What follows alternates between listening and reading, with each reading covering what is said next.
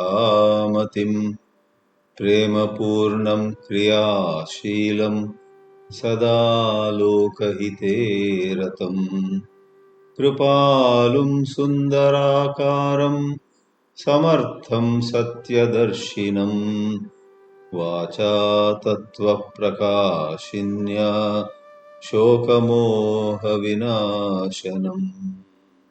ಓಂ ಶ್ರೀ ಚಿನ್ಮಯ ಸದ್ಗುರುಭ್ಯೋ ನಮಃ. ಭಗವದ್ಗೀತೆಯು ಯುವಕರಿಗೂ ಬೇಕು, ಮಕ್ಕಳಿಗೂ ಬೇಕು, ದೊಡ್ಡವರಿಗೂ ಬೇಕು, ವಯಸ್ಸಾದವರು 90ಕ್ಕೆ ಹತ್ತಿರ ಬಂದವರಿಗೂ ಕೂಡ ಬೇಕು.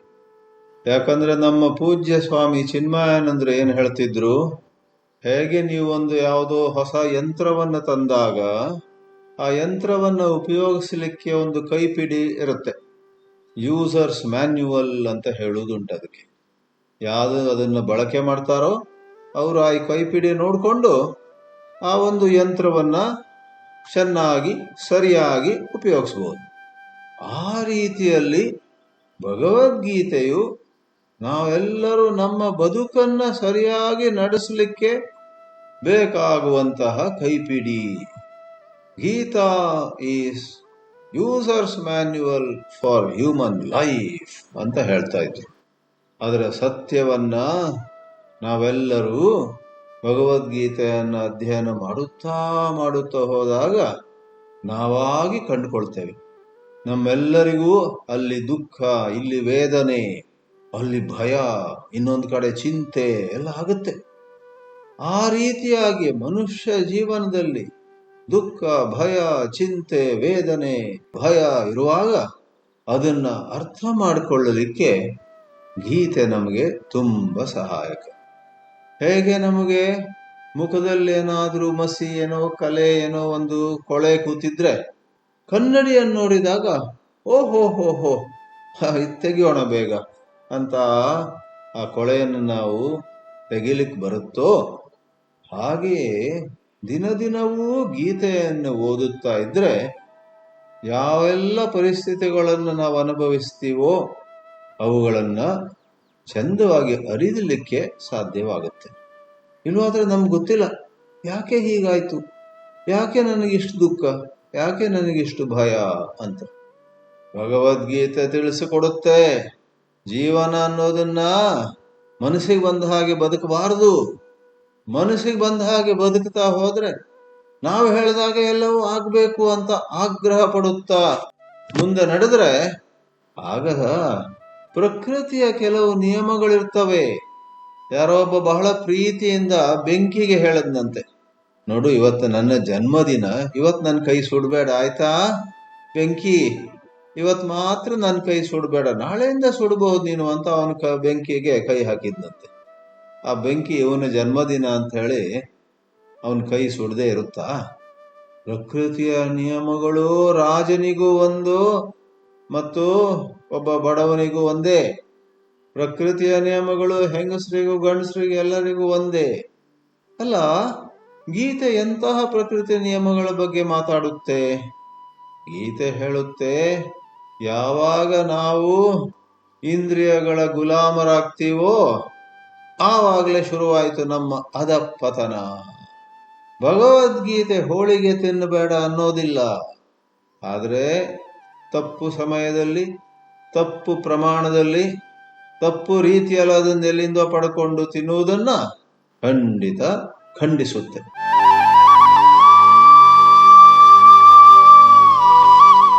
ಪರಿಶ್ರಮ ಪಟ್ಟು ನಾವು ನಮಗೆ ಬೇಕಾದ ಊಟವನ್ನು, ವಸ್ತ್ರವನ್ನು, ಇರಲಿಕ್ಕೆ ಜಾಗವನ್ನು ಪಡೆದು ಧರ್ಮದ ಚೌಕಟ್ಟಿನಲ್ಲಿ ನಡೆದರೆ ಆಗ ನಮಗೆ ಹೆಚ್ಚಿನ ಸುಖ ಇದೆ. ಗೀತೆಯಲ್ಲಿ ಅರ್ಜುನನಿಗೆ ಶ್ರೀಕೃಷ್ಣ ಬೋಧಿಸ್ತಾನೆ, ತಸ್ಮಾತ್ವಮಿಂದ್ರಿಯಾಣ್ಯಾದೌ ನಿಯಮ್ಯ ಭರತರ್ಷಭ ಪಾಪ್ಮಾನಂ ಪ್ರಜಹಿ ಏನಂ ಜ್ಞಾನ ವಿಜ್ಞಾನ ನಾಶನಂ. ಅರ್ಜುನ, ನೀನು ವ್ಯಥೆಯಲ್ಲಿದ್ದರೆ, ನೀನು ಒಳಗೊಂದು ಕ್ಷೋಭೆಯಲ್ಲಿದ್ದರೆ, ಒಳಗೆ ದೊಡ್ಡ ಸಂಘರ್ಷವನ್ನು ಅನುಭವಿಸುತ್ತಿದ್ರೆ ನಿನಗೆ ಈಗ ಗೊತ್ತಾಗುವುದಿಲ್ಲ. ಅದೆಲ್ಲದಕ್ಕೂ ಮೂಲ ಕಾರಣ ಬದುಕಿನಲ್ಲಿ ಅಲ್ಲಿ ಇಲ್ಲಿ ನೀನು ಇಂದ್ರಿಯಗಳಿಗೆ ಹತೋಟಿಯಲ್ಲಿ ಇಟ್ಕೊಳ್ಳದೆ ಅವುಗಳು ಕೇಳದ ಹಾಗೆ, ಅವುಗಳು ಬೇಡಿದ ಹಾಗೆ ನೀನು ವರ್ತನೆ ಮಾಡಿದ್ಯ. ಈಗ ಜ್ಞಾಪಕ ಇಲ್ಲದೆ ಇರ್ಬೋದು. ಆಗ ಇಂದ್ರಿಯ ಲೋಲುಪತೆಯಿಂದ ಮನಸ್ಸು ಬಂದಾಗ ತಿನ್ನೋದು, ಮನಸ್ಸು ಬಂದಾಗ ಏನೋ ಮಾತಾಡ್ಬಿಡೋದು, ಮನಸ್ಸು ಬಂದಾಗ ನಿದ್ರೆ ಮಾಡ್ಬಿಡೋದು, ಬೇರೆಯವ್ರ ಬಗ್ಗೆ ಹೆಚ್ಚು ಆಲೋಚನೆ ಇಲ್ಲ. ಅವ್ರು ಯಾರು ನಮ್ಮನ್ನು ಕೇಳೋರು ಅಂತ. ನನಗೆ ಅವರಿಗೆ ಇದು ಹೇಳೋಕೆ ಮನಸ್ಸಾಯ್ತು, ಹೇಳಿಬಿಟ್ಟೆ. ಅವ್ರಿಗೆ ನೋವಾಯ್ತು ಅಂದ್ರೆ, ಅವ್ರಿಗೆ ನೋವಾದ್ರೆ ನಾನೇನ್ ಮಾಡ್ಬೋದು ಅಂತ ಆ ರೀತಿ ಒಂದು ರೀತಿಯ ಗರ್ವದಿಂದ, ಒಂದು ದರ್ಪದಿಂದ, ಒಂದು ರೀತಿಯ ಸಂವೇದನೆ ಇಲ್ಲದೆ, ಇಂಗ್ಲಿಷ್ನಲ್ಲಿ ಸೆನ್ಸಿಟಿವಿಟಿ ಅಂತೇವೆ, ಸೆನ್ಸಿಟಿವಿಟಿ ಇಲ್ಲ. ಅವನಿಗೆ ದುಃಖ ಆದ್ರೆ ನಾನು ಅದ್ರ ಬಗ್ಗೆ ಚಿಂತೆ ಮಾಡೋದಿಲ್ಲ ಅನ್ನುವುದಾಗಿ. ಯಾಕೆ? ನಮ್ಮ ಒಂದು ಮಟ್ಟದಲ್ಲಿ ಇಂದ್ರಿಯಗಳ ಚಾಪಲ್ಯ ಇರುತ್ತೆ, ಇಂದ್ರಿಯಗಳು ಚಪಲವಾದವು. ಆದ್ರಿಂದ ಗೀತೆ ಯಾವ ಒಂದು ಅಲ್ಲಿ ಗೊಂದಲ ಇಲ್ಲದ ಹಾಗೆ, ಸಂಶಯ ಇಲ್ಲದ ಹಾಗೆ ತಿಳಿಸುತ್ತೆ. ನಾವು ಇಂದ್ರಿಯಗಳ ಮೇಲೆ ಒಂದು ಸ್ವಲ್ಪ ಸಂಯಮ ಇಟ್ಕೊಳ್ಳೋದಿದ್ರೆ, ನಮಗೆ ಗೊತ್ತಿಲ್ಲದಿರುವ ಹಾಗೆ ನಮ್ಮ ವಿವೇಕ, ನಮ್ಮ ಪ್ರಜ್ಞೆ, ಸರಿ ಯಾವುದು ತಪ್ಪು ಯಾವುದು ಅಂತ ವಿಂಗಡಿಸುವಂತಹ ಸಾಮರ್ಥ್ಯ ಕಡಿಮೆ ಆಗುತ್ತಾ ಹೋಗುತ್ತೆ ಅಂತ. ನಾಸ್ತಿ ಬುದ್ಧಿ ಅಯುಕ್ತಸ್ಯ ನ ಚ ಅಯುಕ್ತಸ್ಯ ಭಾವನಾ ನ ಚ ಅಭಾವಯತಃ ಶಾಂತಿ ಅಶಾಂತಸ್ಯ ಕುತಃ ಸುಖಂ. ನಾವೆಲ್ಲರೂ ಹೋಳಿಗೆಯನ್ನು ತಿನ್ನಬೇಕು, ಕೋಡುಬಳೆಯನ್ನು ತಿನ್ನಬೇಕು, ಸುಖವಾಗಿರಬೇಕು. ಆದರೆ ಹೋಳಿಗೆಯ ದಾಸನಾಗಬಾರ್ದು ಅಲ್ವೇ?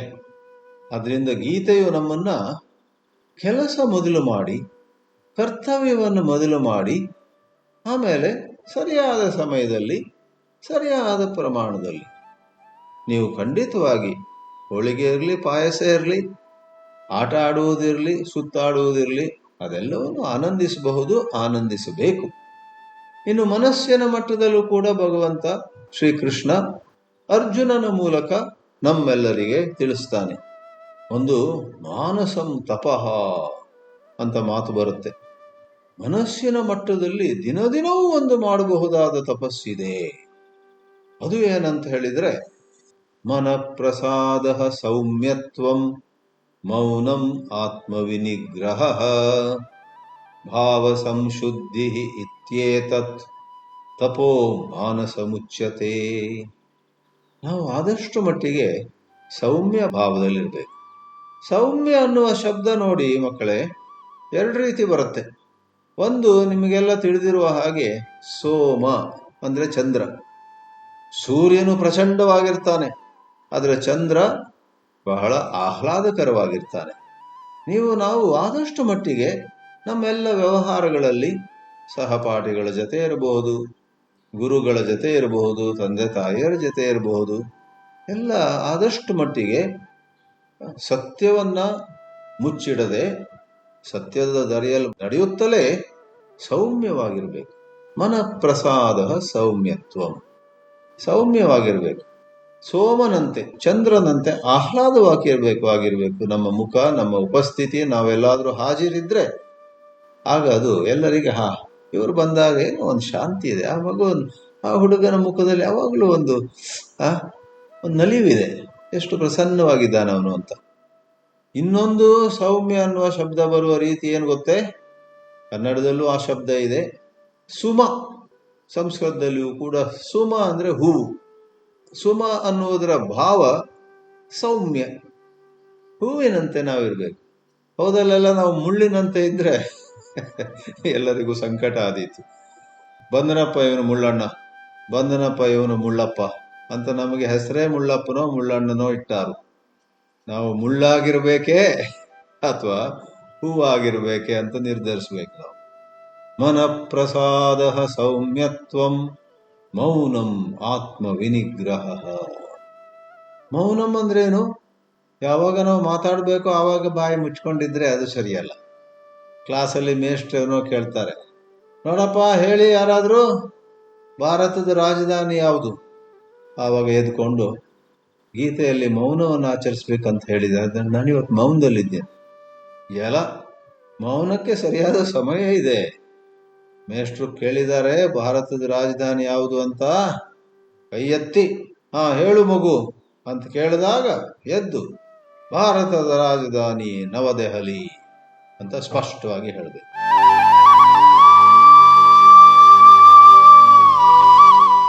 ಇನ್ನೊಮ್ಮೆ ಮೇಷ್ಟ್ರು ಅಥವಾ ಗುರು ಹಿರಿಯರು ಹೇಳ್ತಾರೆ, ಮಕ್ಕಳೇ ಎಲ್ಲರೂ ಶಾಂತವಾಗಿದ್ದು ಓದ್ಕೊಳ್ಳಿ, ಯಾರು ಗದ್ದಲ ಮಾಡಬಾರ್ದು ಅಂದಾಗ ಆವಾಗ ಇನ್ನೊಬ್ರ ಹತ್ರ ಭಾರತದ ರಾಜಧಾನಿ ಯಾವ್ದಾ, ಗಂಗಾ ನದಿ ಎಲ್ಲ ಹರಿಯುತ್ತಾ, ಅಲ್ಲೇನೋ ಯುದ್ಧ ಆಗ್ತಿದ್ಯಂತಲ್ಲ, ಯಾರ್ಯಾರ ಮಧ್ಯೆ ಆಗ್ತಿದ್ಯೋ, ಮೊನ್ನೆ ಕ್ರಿಕೆಟ್ ಮ್ಯಾಚಲ್ಲಿ ಯಾರು ಗೆದ್ರ? ಯಾವಾಗ ನಿಮ್ಮಿಂದ ಮೌನ ಅಪೇಕ್ಷಿಸಲ್ಪಟ್ಟಿದೆಯೋ ಆವಾಗ ಸುಮ್ಮನೆ ಮಾತಾಡ್ತಾ ಇರೋದು. ಎಷ್ಟೋ ಸಂದರ್ಭಗಳಲ್ಲಿ ನೀವು ಗಮನಿಸಿದರೆ ಜೀವನದಲ್ಲಿ ನಾವು ಮೌನವಿರುವುದೇ ಲೇಸು. ಕೆಲವು ಎಂಥ ಪರಿಸ್ಥಿತಿಗಳು ಬರ್ತಾವಂತ ಹೇಳಿದ್ರೆ ಏನು ಮಾತಾಡಿದ್ರು ಅಲ್ಲಿ ಎಡವಟ್ಟಾಗುತ್ತೆ, ತೊಂದರೆ ಆಗುತ್ತೆ. ಹೀಗೆ ಹೇಳಿದ್ರೆ ಇವ್ರಿಗೆ ನೋವಾಗುತ್ತೆ, ಹಾಗೆ ಹೇಳಿದ್ರೆ ಅವ್ರಿಗೆ ನೋವಾಗುತ್ತೆ. ಆವಾಗ ಒಂದು ವೇಳೆ ಮಾತಾಡುವಂತಹದ್ದು ನಮ್ಮ ಕರ್ತವ್ಯವಲ್ಲದಿದ್ದರೆ ಆಗ ಮಾತಾಡದೆ ಸುಮ್ಮನಿರುವುದು ಒಳ್ಳೆಯದು. ಅದರ ಪ್ರಶ್ನೆ ಏನು ಗೊತ್ತೇ, ಆ ರೀತಿಯಲ್ಲಿ ಸುಮ್ಮನಿರುವಂತಹ ಒಂದು ಸಾಮರ್ಥ್ಯ ನಮ್ಮಲ್ಲಿದೆಯಾ? ಅಥವಾ ನಾಲಿಗೆ ಮಾತಾಡಬೇಕು ಅಂದಾಗ ನಮಗೆ ಬೇರೆ ಗತಿ ಇಲ್ಲ, ಅದು ಬಹಳ ಮಾತಾಡುವ ಮನಸ್ಸಾಯ್ತು, ನಾಲಿಗೆ ಹೇಳ್ತು ನನಗೆ ಮಾತಾಡ್ಬೇಕು, ಈಗಲೇ ಮಾತಾಡ್ಬೇಕಂತ, ಆದ್ರಿಂದ ಮಾತಾಡ್ಬಿಟ್ಟೆ ಅಂತ ಹೇಳುವ ಪರಿಸ್ಥಿತಿ ಬರಬಾರ್ದು. ಅಂತೂ ನೋಡಿ, ಇಂದ್ರಿಯ ಸಂಯಮ ಅಂದ್ರೆ ಹೀಗೆ. ಎಲ್ಲಿ ಸುಮ್ಮನಿರಬೇಕು ಅಲ್ಲಿ ನಾವು ಸುಮ್ಮನಿರುವುದಕ್ಕೆ ಸಫಲರಾದರೆ, ಎಲ್ಲಿ ಮಾತಾಡಬೇಕೋ ಅಲ್ಲಿ ಒಂದು ಸರಿಯಾದ ರೀತಿಯಲ್ಲಿ ಮಾತಾಡಬಹುದು, ಅದು ಇಂದ್ರಿಯ ಸಂಯಮ. ದಯವಿಟ್ಟು ಇಂದ್ರಿಯ ಸಂಯಮವನ್ನು ತಪ್ಪು ತಿಳ್ಕೊಳ್ಬೇಡಿ. ದಯವಿಟ್ಟು ನೀವು ನಿಮ್ಮ ಕೈಯನ್ನು ಹಣೆಗೆ ತಗೊಂಡೋಗಿ, ಇದೇ ಬರೋದು ನೋಡಿ ತಾಪತ್ರಯ, ಈ ಆಧ್ಯಾತ್ಮಿಕ ಪ್ರವಚನದಲ್ಲಿ ಇಂದ್ರಿಯ ಸಂಯಮ ಇಂದ್ರಿಯ ಸಂಯಮ ಇಂದ್ರಿಯ ಸಂಯಮ ಅಂತ ಹೇಳುತ್ತಾ ನಮ್ಗೆ ಒಳ್ಳೆ ಊಟ ಮಾಡಕ್ ಬಿಡೋದಿಲ್ಲ, ಖುಷಿಯಲ್ಲಿ ಇರೋಕ್ ಬಿಡೋದಿಲ್ಲ, ಯಾವಾಗಲೂ ನಮ್ಮನ್ನ ನಾವೇ ನಿಯಂತ್ರಣ ಮಾಡ್ತಾ ಇರೋದು, ನಮ್ಮನ್ನ ನಾವೇ ಕಂಟ್ರೋಲ್ ಮಾಡ್ಕೊಳ್ತಾರೆ. ಖಂಡಿತ ಇಲ್ಲ. ಭಗವದ್ಗೀತೆ ನಮಗೆ ಬೇಕಾದಷ್ಟು ಸ್ವಾತಂತ್ರ್ಯ ಕೊಡುತ್ತೆ. ಆದರೆ ಗೀತೆ ಹೇಳುವುದು, ಗೀತೆ ಹೇಳಬೇಕಿಲ್ಲ, ನಿಮ್ಗೆ ಗೊತ್ತಿದೆ ಇಂಥ ಸಂದರ್ಭದಲ್ಲಿ ನಾವು ಮಾತಾಡಬಾರ್ದು. ಯಾರೋ ಒಬ್ಬ ಸ್ಮಶಾನಕ್ಕೆ ಹೋಗಿದ್ನಂತೆ, ಯಾಕಂದ್ರೆ ಯಾರೋ ದೊಡ್ಡಪ್ಪ ತೀರಿ ಹೋದ್ರು, ಅವ್ರ ಶವ ಸಂಸ್ಕಾರ ಆಗ್ತಾ ಇತ್ತು. ಅಲ್ಲಿ ಹುಗಿತಿದ್ರು, ಸುಡ್ತಿದ್ರು, ಅದೇನೋ ಸಂಸ್ಕಾರ ಆಗ್ತಾ ಇತ್ತು. ಎಲ್ಲರೂ ಗಂಭೀರವಾಗಿದ್ದಾರೆ. ಇವನಿಗೇನೋ ಒಂದು ಹಾಸ್ಯ ಜ್ಞಾಪಕ ಆಯ್ತು. ಆ ಜ್ಞಾಪಕ ಆದ್ಕೊಳ್ಳಿ ಅಂತ ನಕ್ಕೋಕ್ರು ಮಾಡ್ದ. ಅದು ನಗುವಂತ ಸಂದರ್ಭ. ಆವಾಗ ನಗೆ ಬಂದರೂ ಕೂಡ ತಡೆ ಹಿಡಿಯಬೇಕು. ಬೇರೊಂದು ಕಡೆಯಲ್ಲೇ ಯಾರೋ ಒಬ್ರು ಎಲ್ಲೋ ಒಂದು ಒಳ್ಳೆ ಚಂದದ ಶಾಂತ ವಾತಾವರಣದಲ್ಲಿ ಒಂದು ಹಾಸ್ಯ ಚಟಾಕಿಯನ್ನ ಹಾರಿಸಿದ್ರು. ಆವಾಗ ನಗಬೇಕು. ನಕ್ಕರೆ ಅದೇ ಸ್ವರ್ಗ ಅಂತ ಕನ್ನಡದಲ್ಲಿ ಹೇಳ್ತಾರೆ.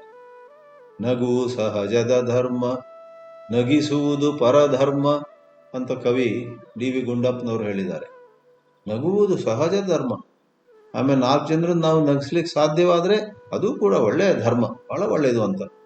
ಆದ್ರೆ ಡಿ.ವಿ. ಗುಂಡಪ್ಪನವರು ಕೂಡ ಎಲ್ಲೆಲ್ಲಿ ನೀವು ಸ್ಮಶಾನಕ್ಕೆ ಹೋಗ್ತಿರೋ, ಎಲ್ಲೆಲ್ಲಿ ರುದ್ರಭೂಮಿಗೆ ಹೋಗ್ತಿರೋ ಅಲ್ಲಿ ಹೋಗಿ ಚೆನ್ನಾಗಿ ನಗಬೇಕು ಅಂತ ಹೇಳೋಲ್ಲ. ಅದು ಸರಿಯಲ್ಲ. ಆದ್ರಿಂದ ಭಗವಂತ ಶ್ರೀಕೃಷ್ಣನೇ ನಮಗೆ ಬೋಧನೆ ಮಾಡ್ತಾನೆ.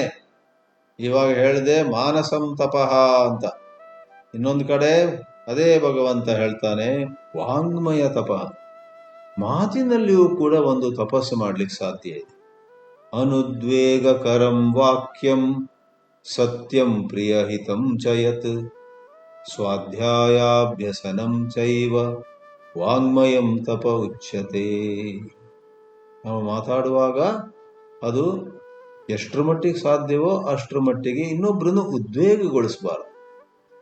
ಕೆಲವೊಮ್ಮೆ ಕೆಟ್ಟ ಸುದ್ದಿಯನ್ನು ಹೇಳುವಾಗಲೂ ಸ್ವಲ್ಪ ಅವರ ಮನಸ್ಸನ್ನ ತಯಾರು ಮಾಡಿ ಆಮೇಲೆ ಶಾಂತವಾಗಿ ಹೇಳಿದ್ರೆ ಅವರು ಆ ಕೆಟ್ಟ ಸುದ್ದಿಯನ್ನ, ಕೇಳುವವರು ಕೂಡ ಆ ಕೆಟ್ಟ ಸುದ್ದಿಯನ್ನ ಚೆನ್ನಾಗಿ ಸ್ವೀಕರಿಸ್ತಾರೆ. ನಿಮಗೂ ಕೂಡ ಕೆಟ್ಟದನ್ಸೋದಿಲ್ಲ.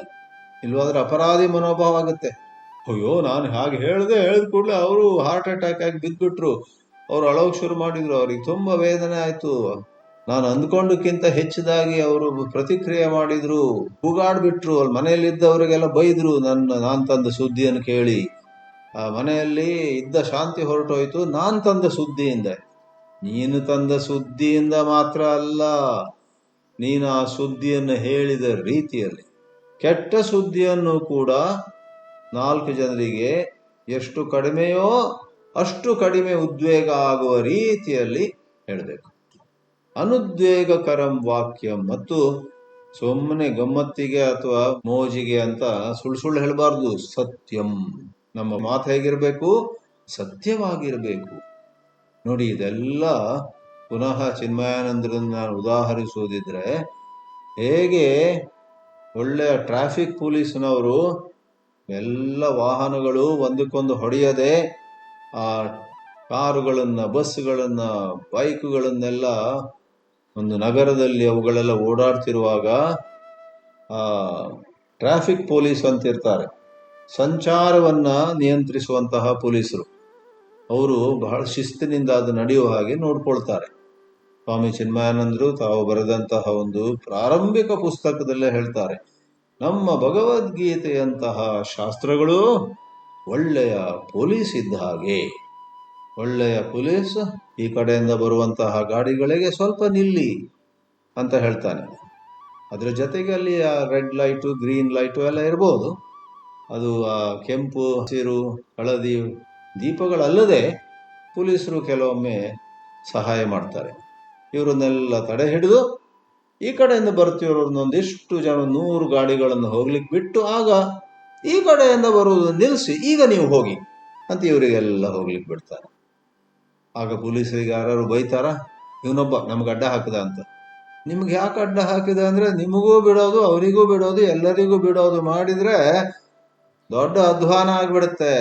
ಆದ್ರಿಂದ ಆ ಪೊಲೀಸರು ಎಲ್ಲ ಗಾಡಿಗಳು ಕೂಡ ಒಂದು ಗಾಡಿ ಇನ್ನೊಂದು ಗಾಡಿಗೆ ಹೊಡೆಯದಂತೆ ಸುಗಮವಾಗಿ ಚಂದದ ರೀತಿಯಲ್ಲಿ ಹೋಗುವಂತೆ ಅನುಕೂಲ ಮಾಡಿಕೊಡ್ತಾರೆ. ಆ ರೀತಿಯಲ್ಲಿ ಭಗವದ್ಗೀತೆಯಂತಹ ಶಾಸ್ತ್ರಗಳು ನಮಗೆ ತಿಳಿಸಿಕೊಡ್ತವೆ.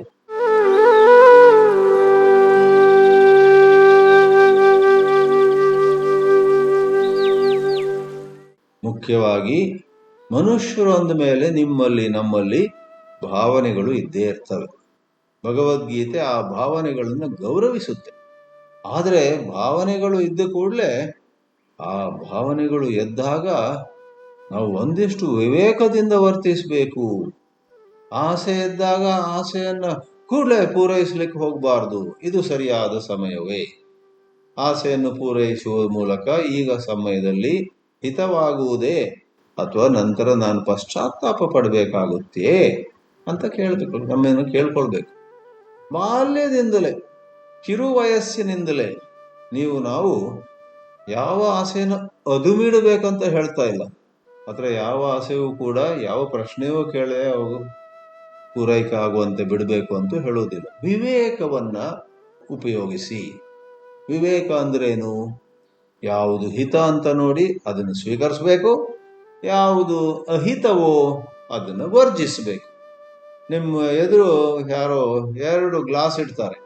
ಒಂದು ಗ್ಲಾಸ್ನಲ್ಲಿ ಒಳ್ಳೆ ಬಿಸಿ ಬಿಸಿಯಾದ ಹಾಲು ಅಥವಾ ಚಹಾ ಅಥವಾ ಕಾಫಿ ಇದೆ.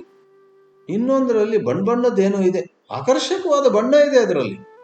ಆದರೆ ಸ್ವಲ್ಪ ಪರೀಕ್ಷಿಸಿದಾಗ ಸುಮ್ಮನೆ ಬಣ್ಣದ್ದೇನೋ ತಂದು ಕೊಟ್ಟಿದ್ದಾರೆ, ಇದು ಅಪಾಯಕರ ಅಂತ ನಿಮ್ಗೆ ಗೊತ್ತಾಗುತ್ತೆ. ಆವಾಗ ಒಳ್ಳೆಯ ಹಾಲು, ಬಿಸಿ ಚಾವು ಅದನ್ನು ಬಿಟ್ಟು ಇದು ಬಣ್ಣವಾಗಿದೆ, ನನಗೆ ಬಹಳ ಆಕರ್ಷಣೆ ಆಗ್ತಾ ಇದೆ ಅದರಲ್ಲಿ ಅಂತ ಕುಡಿದು ಬಿಟ್ರೆ ಅಪಾಯ. ಈ ಜಗತ್ತಿನಲ್ಲಿ ಎಂತೆಂಥ ರೀತಿಯಲ್ಲಿ ಮೋಸಗಳೆಲ್ಲ ಆಗ್ತಾ ಇರ್ತವೆ. ನಾವು ಬಾಲ್ಯದಿಂದಲೇ ಒಂದು ವಿವೇಕಪೂರ್ವಕವಾಗಿ ಸರಿಯಾಗಿ ನೋಡಿ, ಸರಿಯಾಗಿ ಪರಿಶೀಲಿಸಿ ಮುಂದಿನ ಹೆಜ್ಜೆ ಹಾಕುವುದನ್ನು ಕಲಿಯದಿದ್ದರೆ ನಮ್ಮ ಜೀವನ ಕೆಟ್ಟು ಹೋಗುತ್ತೆ. ವಯಸ್ಸಾದ ಹಾಗೆ ಬೇರೆ ಬೇರೆ ರೀತಿಯಲ್ಲಿ ನಮ್ಮ ಹೃದಯದಲ್ಲಿ ವ್ಯಥೆ, ಬೇಸರ, ಸಿಟ್ಟು, ಕೋಪ, ಅಸಮಾಧಾನ ಇವೆಲ್ಲ ಹೆಚ್ಚಾಗ್ತಾ ಹೋಗ್ತವೆ. ಈ ರೀತಿಯಲ್ಲಿ ಆ ಕೆಟ್ಟ ಭಾವನೆಗಳೆಲ್ಲ ಹೆಚ್ಚಾಗದಂತೆ ನಮ್ಮ ಬದುಕು ಮುಂದೆ ಹೋಗಬೇಕು ಅಂದ್ರೆ ಗೀತೆಯನ್ನ ಓದುವುದು, ಅಲ್ಲಿ ಹೇಳಿರುವ ಕೆಲವು ಮಾತುಗಳನ್ನ ನಾವು ಚಿಂತನೆ ಮಾಡೋದು, ಇದು ನನ್ನ ಜೀವನದಲ್ಲಿ ಹೇಗೆ ಅನ್ವಯಿಸಬಹುದು ಅಂತ ತಿಳ್ಕೊಳ್ಳುವಂತಹದ್ದು. ಕೊನೆಯದಾಗಿ ಒಂದು ಪ್ರಸಿದ್ಧವಾದ ಭಗವದ್ಗೀತೆಯ ಮಾತನ್ನ ಹೇಳ್ತೀನಿ. ಇದು ಬಹಳ ಪ್ರಸಿದ್ಧ. ಯಾಕೆ ಹೇಳ್ತಾರಲ್ಲ, ಜಗತ್ತಿನಲ್ಲಿಯೇ ಭಗವದ್ಗೀತೆ ಅಂದ ಕೂಡಲೇ ಕೃಷ್ಣನ ಮಾತಲ್ವಾ, ಕರ್ಮಣ್ಯೇವಾಧಿಕಾರಸ್ತೆ ಅಂತ ಇದೆ. ನೋಡಿ, ಅಮೆರಿಕದಲ್ಲಿ ಸುಮಾರು ಒಂದು 50-60 ವರ್ಷದ ಹಿಂದೆ ಪ್ರಸಿದ್ಧನಾದ ಒಬ್ಬ ಅಧ್ಯಕ್ಷ ಇದ್ದ, ರಾಷ್ಟ್ರಪತಿ, president of United States, John F Kennedy ಅಂತ. ಅವನು ಅಧ್ಯಕ್ಷನಾದ ಕೂಡಲೇ ಒಂದು ಚಂದದ ಭಾಷಣ ಮಾಡಿದ. ಅವನ ನೇತೃತ್ವ, ಅವನ ಮುಂದಾಳುತನ, ಅವನು ಮುಖಂಡನಾಗಿದ್ದದ್ದು ಹಲವಾರು ರೀತಿಯಲ್ಲಿ ಈಗಲೂ ಕೂಡ ಹೊಗಳಲ್ಪಡುತ್ತೆ. ಅವನು ಅಂತಹ ಸಮರ್ಥನಾದಂತಹ, ಪ್ರಭಾವಿಯಾದಂತಹ, ಒಳ್ಳೆಯ ಕುಶಲತೆಯನ್ನೆಲ್ಲ ಹೊಂದಿರುವಂತಹ ಜಾನ್ ಕೆನಡಿ ಅವನು ತನ್ನ ಭಾಷಣದಲ್ಲಿ ಹೇಳ್ತಾನೆ, ದೇಶ ನಿಮಗೆ ಏನು ಕೊಡುತ್ತೆ ಅನ್ನೋದನ್ನ ಅಷ್ಟು ಕೇಳಬೇಡಿ, ಅದಕ್ಕೆ ಹೆಚ್ಚು ಒತ್ತಿಡಬೇಡಿ. ನೀವು ದೇಶಕ್ಕಾಗಿ ಏನ್ ಮಾಡ್ತೀರಾ? Ask not what the country can do for you, ask what you can do for the country ಅಂತ ಒಂದು ಮಾತು ಹೇಳ್ತಾರೆ. ಶಿವ, ಆ ಮಾತು ಕೃಷ್ಣನ ಕರ್ಮಣಿ ಏವ ಅಧಿಕಾರಸ್ತೆ ಮಾ ಫಲೇಶು ಅನ್ನುವ ಒಂದು ವಾಕ್ಯದ ಪ್ರತಿಧ್ವನಿ ಆಗಿ ನಮಗೆ ಅನಿಸುತ್ತೆ. ಕರ್ಮಣಿ ಏವ ಅಧಿಕಾರ ಅಂದ್ರೆ ಏನ್ ಗೊತ್ತಾ? ನಿಮ್ಮಿಂದ 4 ಜನರಿಗೆ, ತಂದೆ ತಾಯಿಗಳಿಗಿರ್ಬೋದು, ಗುರು ಹಿರಿಯರಿಗಾಗಿರ್ಬೋದು, ಸಹಪಾಠಿಗಳಿಗಿರ್ಬೋದು, ನಿಮ್ಮಿಂದ ನಿಮ್ಮ ಸುತ್ತಮುತ್ತ ಇರುವಂತಹ ಮನೆಯಲ್ಲಾಗ್ಲಿ, ಶಾಲೆಯಲ್ಲಾಗ್ಲಿ, ಇನ್ನೊಂದು ಜಾಗದಲ್ಲಾಗ್ಲಿ, ಸುತ್ತಮುತ್ತಿರುವವರಿಗೆ ನಿಮ್ಮಿಂದ ಏನು ಕೊಡಬಹುದು ಅದನ್ನು ಕೊಡುವುದರಲ್ಲಿ ನಿಮಗೆ ಹೆಚ್ಚು ಗಮನ ಇರಬೇಕು. ಕರ್ಮಣಿ ಏವ ಅಧಿಕಾರ. ಅಧಿಕಾರ ಅಂತ ಹೇಳಿದ್ರೆ ಇಲ್ಲಿ ಮಾಡತಕ್ಕದ್ದು ಅಂತ. ನಿಮ್ಮಿಂದ ಎಂತಹ ಒಳ್ಳೆಯ ಸೇವೆ ಆಗ್ಲಿಕ್ಕೆ ಸಾಧ್ಯವೋ ಅದನ್ನು ಮಾಡಬೇಕು. ಮಹಾಫಲೇಶು. ಅದು ಬಿಟ್ಕೊಂಡು ನಾವು ಮಾಡಬೇಕಾದ್ದು ಮಾಡಿಲ್ಲ, ಅಲ್ಲ ತುಂಬಾ ದಿನದಿಂದ ಯಾರೂ ನನಗೆ ಹೊಗಳೇ ಇಲ್ಲ, ತುಂಬಾ ದಿನದಿಂದ ಯಾರೂ ಕೂಡ ನನಗೆ ಏನೋ ಒಂದು ಗಿಫ್ಟ್, ಏನೋ ಒಂದು ಕೊಡುಗೆ ಕೊಟ್ಟೇ ಇಲ್ಲ, ತುಂಬಾ ದಿನದಿಂದ ಯಾರು ನನ್ನ ಕಡೆ ನಕ್ಕಿಲ್ಲ. ನೀನ್ ಎಷ್ಟು ಜನರ ಕಡೆ ನಕ್ಕಿದ್ಯಪ್ಪ? ನೀನ್ ಎಷ್ಟು ಜನರ ಕಡೆ ಮುಗುಳ್ನಗೆ ಬೀರಿದ್ಯಾ? ಓ ನಾನು ನಗ್ಬೇಕಾ? ಮೊದಲು ನೀನ್ ನಗ್ಬೇಕಣ. 4 ಜನರ ಕಡೆ ನಗುತ್ತಾ ನಮಸ್ತೆ, ಗುಡ್ ನೈಟ್, ನಿಮ್ಮಿಂದ ಆ ಒಂದು ಶುಭ ಹಾರೈಕೆ ಮೊದಲು ಬರಬೇಕು. ಆಗ ಜಗತ್ತು ಕೂಡ ನಿಮಗೆ ಶುಭವನ್ನು ಕೋರುತ್ತೆ.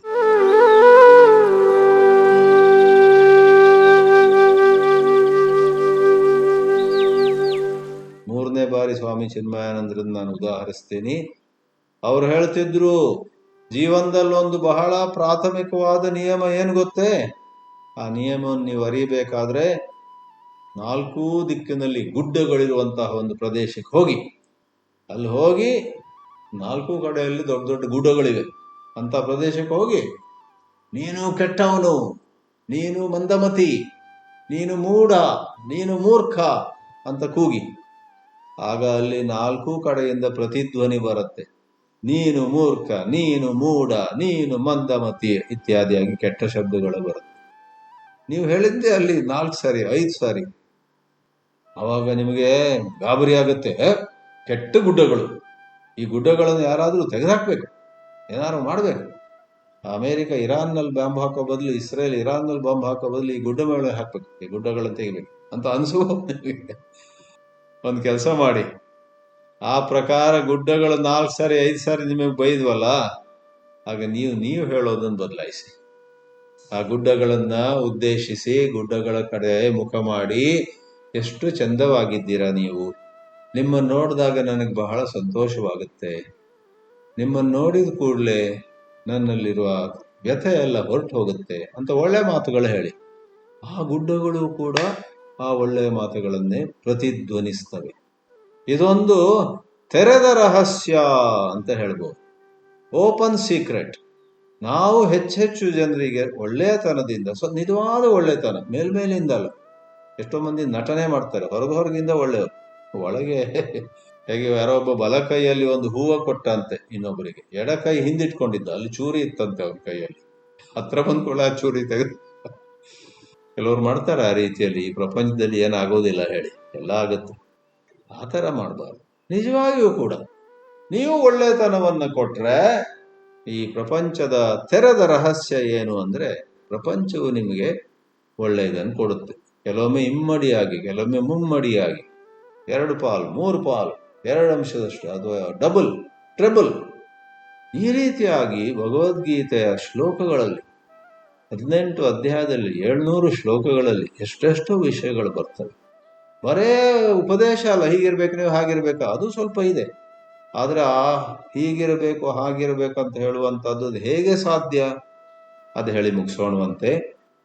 ನಮ್ಮಲ್ಲಿ ಒಳ್ಳೆಯತನ, ನಮ್ಮಲ್ಲಿ ಒಳ್ಳೆಯ ಶಕ್ತಿ, ನಮ್ಮಲ್ಲಿ ನಿಜವಾಗಿಯೂ ಶಾಂತಿ ಬೇಕಿದ್ರೆ ಒಂದು ಮಾಡಿದರೆ ಸಾಕು, ಬೇರೆಲ್ಲ ಆಮೇಲೆ ಬರ್ತವೆ. ಅದೇನು? ಒಂದು ದಿನಕ್ಕೆ ಹಲವಾರು ಬಾರಿ 2-3 ನಿಮಿಷ ಆದರೂ ಚಿಂತೆ ಇಲ್ಲ, ಭಗವದ್ ಧ್ಯಾನ. ಮಾಂ ಅನುಸ್ಮರ ಅಂತ ಹೇಳ್ತಾನೆ ಭಗವಂತ. ನನ್ನನ್ನು ಜ್ಞಾಪಿಸ್ಕೊಳ್ತಾ ಇರು, ನನ್ನನ್ನು ಜ್ಞಾಪಿಸ್ಕೊಳ್ತಾ ಇರು ಪ್ರೀತಿಯಿಂದ. ಯಾವ್ಯಾವ ಕೆಲಸ ಎಲ್ಲ ಬರುತ್ತೆ ನಮಗೆ, ಆ ಕೆಲಸಗಳು ಮಾಡುವಾಗ ಮಧ್ಯದಲ್ಲಿ 2 ನಿಮಿಷ, ಭಗವಂತ ಈ ಕೆಲಸ ನಿನ್ನ ಅನುಗ್ರಹದಿಂದ ಮಾಡ್ತಾ ಇದ್ದೀನಿ, ನಾನು ಚೆನ್ನಾಗಿ ಮಾಡ್ಲಿಕ್ಕೆ ಪ್ರಯತ್ನ ಮಾಡ್ತಾ ಇದ್ದೀನಿ, ನಾನು ಮಾಡ್ತಿರುವಂತಹ ಕೆಲಸದಿಂದ ನಿನಗೆ ಸಂತೋಷ ಆಗ್ಬೇಕಣೋ, ನೀನು ಇದರಿಂದ ಸಂತುಷ್ಟನಾಗ್ಬೇಕು ಅಂತ ನಮ್ಮ ಕೆಲಸವನ್ನು ಮತ್ತೆ ಹಿಡ್ಕೊಳ್ಬೇಕು. ಶ್ರೀರಾಮಕೃಷ್ಣರು ಅದನ್ನೇ ಈ ಪ್ರಕಾರ ಹೇಳ್ತಾ ಇದ್ರು. ನಿಮ್ಮ ಒಂದು ಕೈ ಕೆಲಸದಲ್ಲಿರುವಾಗ ಇನ್ನೊಂದು ಕೈಯಿಂದ ಭಗವಂತನನ್ನು ಹಿಡ್ಕೊಳ್ಳಿ, ಕೆಲಸ ಮುಗಿದಾಗ 2 ಕೈಯಿಂದ ಭಗವಂತನ ಹಿಡ್ಕೊಳ್ಳಿ ಅಂತ ವಿವೇಕಾನಂದರ ಗುರುಗಳಾದಂತಹ ಶ್ರೀರಾಮಕೃಷ್ಣ ಪರಮಹಂಸರು ಹೇಳ್ತಿದ್ರು. ನಮ್ಮಲ್ಲೆಲ್ಲ ಕೆಲವರಿಗೆ ಎಷ್ಟೇ ಪಾಂಡಿತ್ಯ ಇದ್ರೂ ಕೂಡ ಈ ಒಳ್ಳೆ ಬುದ್ಧಿ ಬಂದಿರೋದಿಲ್ಲ. ತುಂಬಾ ಪುಸ್ತಕ ಜ್ಞಾನವನ್ನು ಪಡೀತಾರೆ, ಆದರೆ ದಿನದಿನವೂ ದೇವರ ಸ್ಮರಣೆ ಮಾಡುವಂತಹ ಸರಳವಾದ ಒಂದು ಸಾಧನೆಯನ್ನು ಮಾಡೋದಿಲ್ಲ. ಅದರಿಂದ ಅಂತ ಚೆನ್ನಾಗಿ ಪುಸ್ತಕ ತಿಳ್ಕೊಂಡವರು ಕೂಡ 50 ದಾಟಿದ ಹಾಗೆ, 60 ದಾಟಿದ ಹಾಗೆ ಹೆಚ್ಚೆಚ್ಚು ತಮ್ಮಲ್ಲಿ ನಿರಾಶೆಯನ್ನೇ ಅನುಭವಿಸ್ತಾರೆ. ನಾನು ಇಷ್ಟೆಲ್ಲ ತಿಳ್ಕೊಂಡಿದ್ದೀನಿ, ಆದ್ರೆ ಇನ್ನೊಬ್ಬ ವಿದ್ವಾಂಸನಿಗೆ ಹೆಚ್ಚು ಮನ್ನಣೆ ಸಿಗ್ತಾ ಇದೆ ಇತ್ತೀಚೆಗೆ, ನನ್ನನ್ನು ಯಾರೂ ಕೇಳೋರಿಲ್ಲ. ಎಲ್ಲ ಓದಿದ್ದೇನು ಪ್ರಯೋಜನ? ಅದೆಲ್ಲ ಓದಿದ್ರಲ್ಲಿ ಮಾಡಬೇಕಾದದ್ದು ನೀವು ಮಾಡ್ತಾ ಇಲ್ಲ. ಆ ಓದೋದನ್ನು ಸ್ವಲ್ಪ ಕಡಿಮೆ ಮಾಡಿ, ತಪ್ಪದೆ ಬೆಳಿಗ್ಗೆ ಮತ್ತೆ ಸಾಯಂಕಾಲ ಒಂದಿಷ್ಟು ಕಾಲ ಭಗವಂತ ನನಗೆ ಏನೇ ಸಿಗಲಿ ಏನೇ ಸಿಗದಿರಲಿ ಅದೆಲ್ಲ ನೀನು ಇಷ್ಟ ಕಣಪ್ಪ, ನಾನು ಮುಂದೆ ಕೂಡ ಇತರರಿಗೆ ಬೇರೆಯವರಿಗೆ ಯಾವ ಸೇವೆ ಆಗುತ್ತೋ ಅದನ್ನು ಮಾಡ್ತಾ ಹೋಗ್ತೀನಿ. ನನಗೆ ಮನ್ನಣೆ ಬರಲಿ ಮನ್ನಣೆ ಬರದಿರಲಿ, ನನಗೆ ಹೂವಿನ ಮಾಲೆ ಹಾಕಲಿ ಅಥವಾ 4 ಜನ ಏನೋ ತಪ್ಪು ತಿಳ್ಕೊಂಡು ಕಲ್ಲೆಸಿಲಿ, ಪರವಾಗಿಲ್ಲ. ನಾನು ಎಲ್ಲರಿಂದ ಹೊಗಳಿಕೆಯನ್ನ ಬಯಸ್ತಾ ಹೋಗೋದಿಲ್ಲ. ಹೊಗಳಿಕೆ ಬಂದ್ರೆ ಒಳ್ಳೆಯದು, ಬಾರದಿದ್ರೆ ಚಿಂತೆ ಇಲ್ಲ.